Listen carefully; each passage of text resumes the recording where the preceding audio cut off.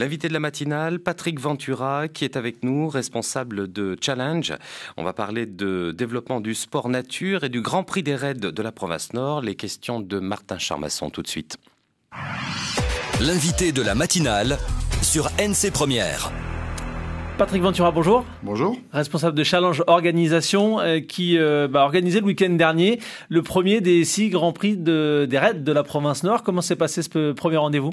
Heureusement, très bien. On était à Caux, une tribu de la commune de Kawa, qui avait mis, je dirais, les petits plats dans les grands pour recevoir tous les concurrents. En plus, c'était pour eux une première. Ils n'avaient jamais reçu de raid, et on peut dire que ça a beaucoup plu aux gens parce que d'abord la météo a été avec nous, on craignait beaucoup la chaleur et en définitive il n'a pas fait si chaud que ça, enfin, il a fait chaud mais pas plus que ça, et le parcours était magnifique, l'ambiance était super, donc je dirais tout ce qui permet de faire prendre la mayonnaise comme on dit a pris, et ça a été un bon week-end. Combien de concurrents et de concurrentes au départ ?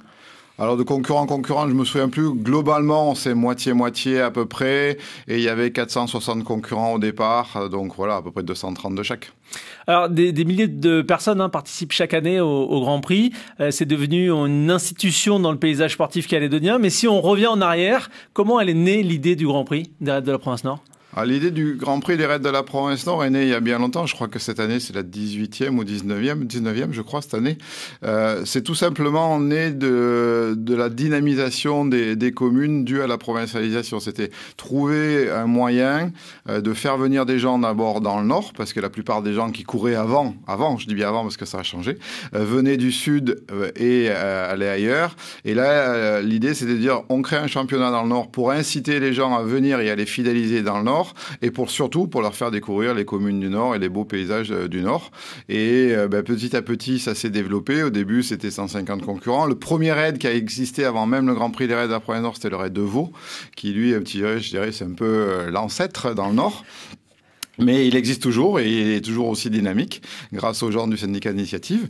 Et petit à petit, ça s'est greffé autour, ça a monté, et cette année, depuis 2 ans, je crois, on est à 500 participants, et à tel point qu'on a limité maintenant les inscriptions à 520 personnes. Vous le disiez, le public, il a changé entre il y a quelques années et aujourd'hui ? Oui, pour faire très simple, au départ, c'était beaucoup de gens de Nouméa et autour de Nouméa qui allaient courir en pleine nature. C'était un sport citadin, si on peut dire. Maintenant, on s'aperçoit ça a beaucoup changé. On a beaucoup de gens du Nord, beaucoup de gens, des Mélanésiens aussi, parce qu'en avant, il n'y en avait pas. Il y en a de plus en plus, des Wallisiens, de tout. Et c'est la Calédonie, et c'est la Calédonie qui court, alors qu'avant, c'était pas ça. Un petit exemple, justement, par rapport à ça, une illustration, on a parlé l'année dernière, c'est Potin Poma, qui est un joueur de football qui joue à Jengensport, il joue en Super League et il a participé au Grand Prix des raids de la province Nord, par exemple. Oui, l'année dernière, il participait, et il participe régulièrement. Il y en a un qui, l'année dernière, gagnait tout, qui, pour des raisons d'études, cette année, n'est pas venu, c'est Paul Gorou, qui gagnait tout l'an dernier, et qui, lui, est originaire de Tchamba, si ma mémoire est bonne. Voilà, donc c'est bien que les jeunes arrivent, c'est bien que les jeunes s'y mettent tous, et on parle beaucoup de diabète, de santé, etc., etc. De pratiquer ce genre d'épreuves, même si on ne fait pas le sport pour le sport, ne serait-ce que pour la santé, pour découvrir les paysages, c'est merveilleux. Alors justement, c'est l'occasion de traverser des chemins, de voir des paysages qui ne sont pas toujours soit accessibles, soit connus, de découvrir aussi des tribus. Quels sont les critères que vous retenez pour les lieux de course au niveau de Challenge Organisation ? Je dirais déjà, c'est la volonté de la commune et de la tribu de nous recevoir, c'est la première des choses, c'est l'acceptation, ça commence comme ça commence par un geste coutumier, où on va voir les gens et on leur dit, voilà, on a envie de faire ça chez vous, est-ce que vous avez envie, est-ce que vous êtes prêts ? Et après, à partir de là, je dirais, c'est un travail d'équipe, parce que nous, tout seuls, on pourrait rien faire, parce qu'on connaît pas les sentiers, ce sont les gens qui vivent sur place, qui connaissent les sentiers, qui vont chasser sur ces sentiers-là. Avec eux, on les parcourt, on regarde, on essaie toujours de donner un petit ingrédient touristique, d'essayer de faire passer par les endroits les plus jolis de la commune ou de la tribu, et de monter des parcours qui soient ni trop faciles ni trop difficiles, qui soient de la bonne distance. Il y a des critères quand même qui sont imposés par le Grand Prix des raids de la province Nord, des critères de distance et des critères de dénivelé pour le petit parcours. Et après, voilà, on fait notre petit business pour essayer de faire en sorte que les gens, quand ils arrivent, comme on dit toujours, ils aient la banane. Mais du coup, ça ne doit pas être évident de trouver le bon parcours pour allier, je dirais, l'ensemble des critères, c'est-à-dire d'avoir à la fois un parcours qui qui soit agréable pour les coureurs, les coureuses, et puis en même temps d'avoir de la difficulté?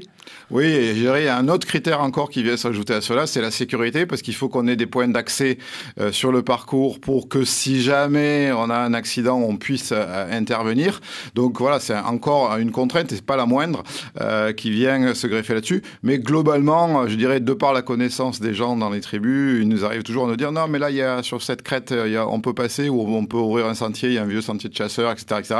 Et en combinant notre expérience, leur connaissance et la volonté de tous, on y arrive. C'est une spécificité finalement du Grand Prix, c'est cette dimension aussi sociale qu'il y a dans le Grand Prix des raids de la province Nord. Il y a un contact entre les habitants des tribus traversées et puis les sportifs.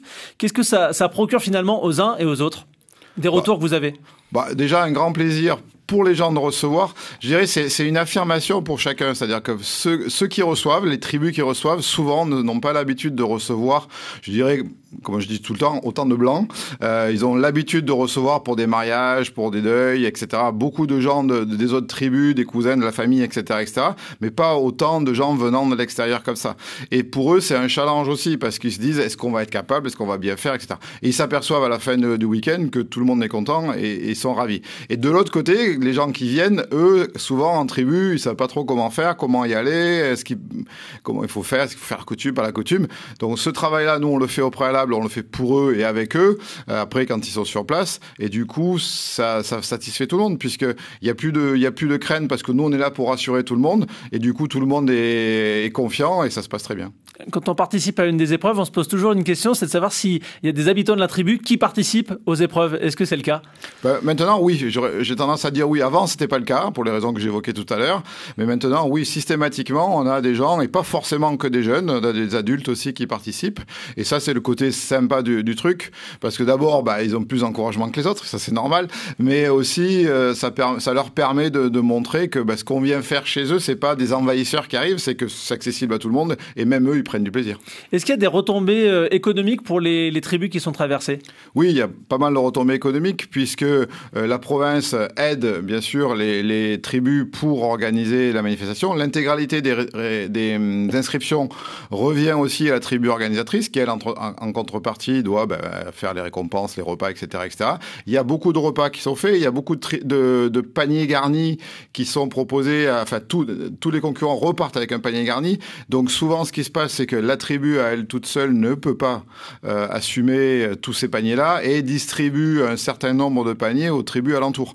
Donc je dirais, au-delà de la tribu qui accueille, c'est aussi toutes les tribus autour qui ont des retombées. Donc du coup, il y a un impact vraiment large finalement. Ah oui, très large. Et je dirais même plus large que ça, parce qu'après, quand on regarde l'hébergement des concurrents, tout le monde n'aime pas camper. Donc on s'aperçoit souvent, quand il y a un raid, que dans un périmètre de 50 km autour, tous les gîtes sont complets, ou les hôtels sont complets. Donc finalement, ça a pris une ampleur très importante au fur et à mesure des années. C'est un développement économique large. Et Challenge Organisation, c'est une entreprise depuis combien de temps ? Alors, Challenge Organisation, ça a été créé sous une ancienne entité qui s'appelait Aventure Pulsion, mais ça existe depuis 89, donc je commence à me faire vieux, ça fait 28 ans maintenant. 28 ans maintenant dans ce domaine-là. Un petit mot sur le fait qu'il y a le grand raid et puis il y a le mini raid. Qu'est-ce qui vous a poussé justement à proposer des distances différentes ? C'est pour être encore plus grand public ? Oui, c'est pour être grand public, puis c'est pas la même approche.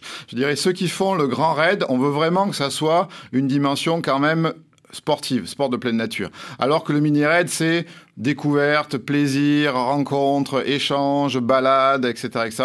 C'est pour ça que sur le grand raid, maintenant, systématiquement, on met ce qu'on appelle des barrières horaires dans le terme technique, c'est-à-dire que si les gens ne sont pas passés à telle heure, à tel endroit, on est obligé de les arrêter pour des raisons de sécurité, de dispositifs en place, etc. Alors que sur le mini-raid, il n'y a pas de barrière, c'est-à-dire que les gens, ils peuvent se balader, ils peuvent venir découvrir, et c'est une incitation aussi. Nous, ce qu'on souhaite, c'est à travers le mini-raid, peut-être amener des gens vers le grand raid petit à petit. Alors pour que les gens se rendent compte, grosso modo, différence entre grand raid, mini-raid en termes de kilométrage ? Du simple au double. 10, maximum 10 pour le mini et entre 16 et 22 pour le grand. Donc, à peu près du simple au double. Surtout, la principale différence, c'est aussi le dénivelé qui est limité sur le mini raid à 400 mètres positif, alors que sur le grand raid, il n'y a pas de limite. Et en termes d'effort, en termes de durée d'effort, ça représente quoi? Même si on imagine qu'en fonction des parcours, il y a des différences. En termes de durée d'effort, comme ceux du grand raid courent et que ceux du mini raid, hormis les premiers, ne courent pas, ils arrivent tous ensemble à peu près. Mais non, c'est une durée d'effort, je dirais, pour les premiers sur le mini-raid 1 heure, pour les grands 2 heures. Et ensuite, pour les autres, ça se nivelle jusqu'à 4-5 heures. Patrick Ventura, vous restez avec nous. On revient à 7h10 avec les questions des auditeurs au 258-258. Oui, et puis dans un petit instant, la météo, un nouveau point sur le trafic avec Philippe. Mais pour le moment, quelques messages publicitaires.